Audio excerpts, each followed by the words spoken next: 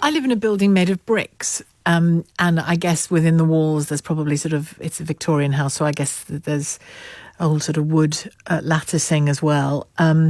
But to live in a place where you feel, well, you don't just feel, you know that the material that it is wrapped in is deadly should the place catch fire. I mean, I can't imagine how you must live with that, because we had a small fire about 2 years ago now, maybe a bit less than that.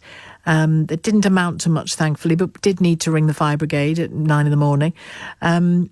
And it stays with you, that the nervousness, even for something as minor as I experienced, it stays with you, the nervousness around what if, and you add smoke alarms, and you suddenly become, your mum and dad. You suddenly start thinking, right, unplug things, and I'll make sure there's easy access out of that window, or could I get through that door? You just reassess your living space. And that's, I'm describing in a really small, sort of ordinary way. If you know that your building is wrapped in the same stuff that the Grenfell Tower was wrapped in, I can't imagine where that leaves you. Katie's called to talk about this. She lives in Tower Hamlets. Katie, hello. Hello.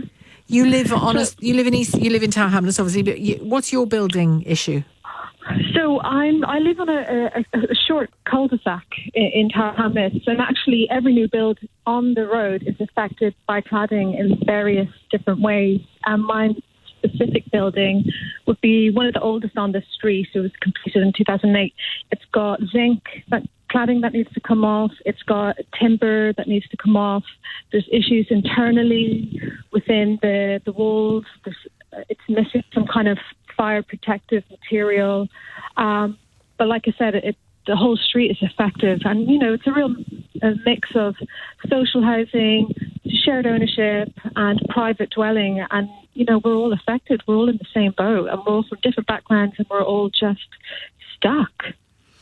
And what's happening in relation to it? Are you in groups that are trying to get things sorted? Yes, I'm actually in a group, and it's made up of a mixture of people from the different buildings, and not just in Tower Hamlets, but across London, and we all share the same housing association, who I won't mention, and we're just actively trying to get answers.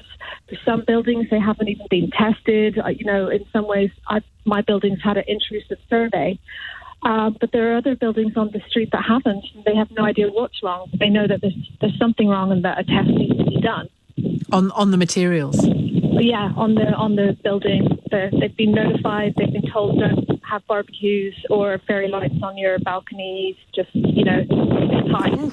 You're in a very windy place, are you, Katie? Or you on a balcony, or what's going on? Hello? There's a lot of interference on your line. Sorry. Sounds like you're on a ship. I was on the balcony. You were on the balcony. Get off the balcony.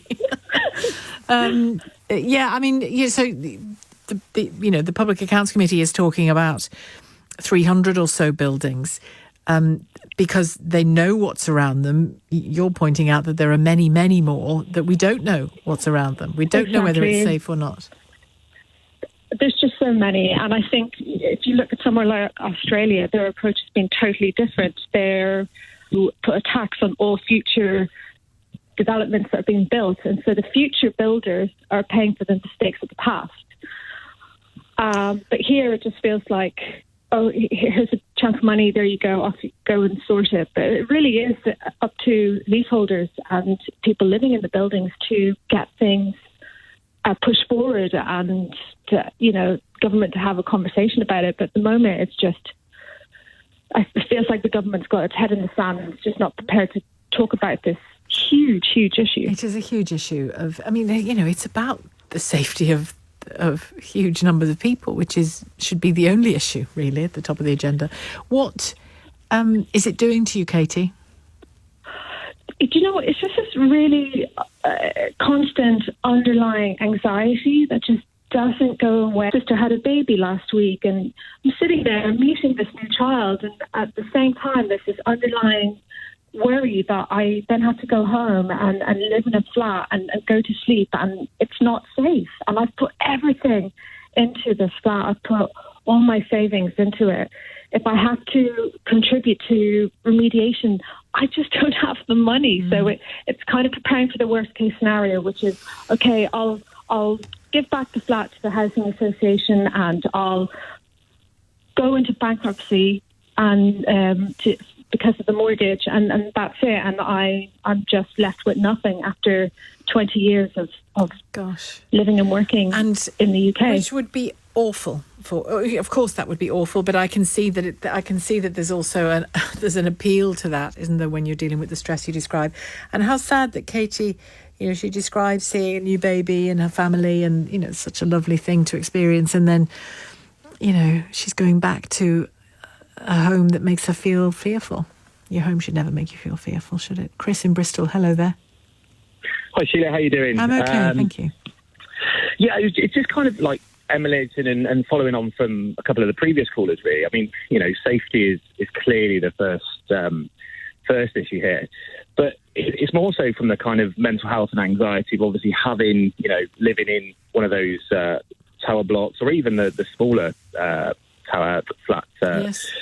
And I mean, I own a mortgage company where we're just constantly seeing now the people becoming mortgage prisoners because I think the biggest concern here is taking ownership. The government say these are the rules, the lenders say, these are our interpretations, and we're just seeing people not being able to sell their flats because simply they've become unmortgageable. So people are leaving, say, for instance, that previous caller that was on just now. Well, it's not even a case that she can sell that flat or technically speaking, even give it back to the housing association because physically, unless someone's buying it completely cash, the lenders just won't lend. And people are then, especially at the moment if they're furloughed, and, we've seen clients where they've, had a huge drop in their pay and all of a sudden they're coming to the end of their fixed rate deal on their mortgage and they can't even source a new deal because, one takes ownership and goes, hang on a minute, what do we do? And I think it's we've just seen an increase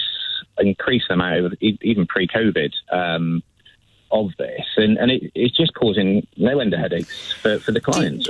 And do you think because people bought these places in good faith, not realising the cladding issue, that the government has a responsibility to step in and help them? Or do you think the builders should pay for it? Or because clearly everything boils down to money here. It's who should pay for it, isn't it? Yeah. Who should pay for it, Cris? And I think that, it's some remedial works. I think the developers have got a bit of ownership on this because, quite rightly, they obviously use substandard materials and you've got a due diligence process when they're building the properties. But it's kind of a case of, well, look, this is the issue. I mean, there's the external wall system certificates that they need to have. And I think the last count, there was about 300 assessors, but thousands and thousands of properties. So without that certificate to say, yes, it's safe, they can't do it. And something needs to be done in the short term, purely on the basis that, well, it's not fair for someone who's just, because they could have bought it about a year and a half, 2 years ago before these regulations come in. And they're just paying the price, not only just, this is completely disregarding whether or not they have to contribute to the remedial works.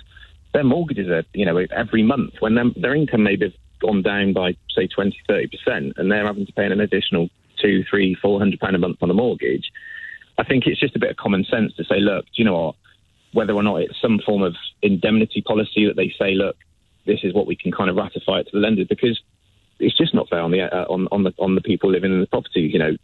They're actually having to pay more to live in a substandard accommodation, which is that fair? I personally don't think so, and I think something needs to be done in the short term. And if it's not, can you see? You talk there about the housing association not necessarily wanting it back because they won't be able to sell it on because nobody will get a mortgage for it. Can you see a situation where you just have buildings that are slowly emptying? Well, yes and no. I suppose the reason being is that, your previous caller saying about giving it back to the housing association. I mean, that is reminiscent of the 80s when people used to walk into the banks and just hand the keys back. Well, that's going to mean that she's going to at least have to wait 6 years before she buys again because essentially she's had her house repossessed.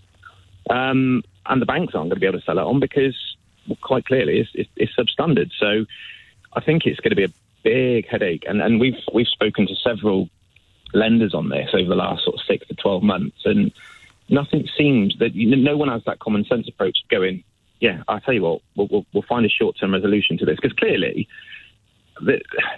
they all will be done eventually, hopefully by hook or by crook, and I think the government obviously has to have some form of input, but also as well more so probably the developers, because it was them that put the cladding on in the first place.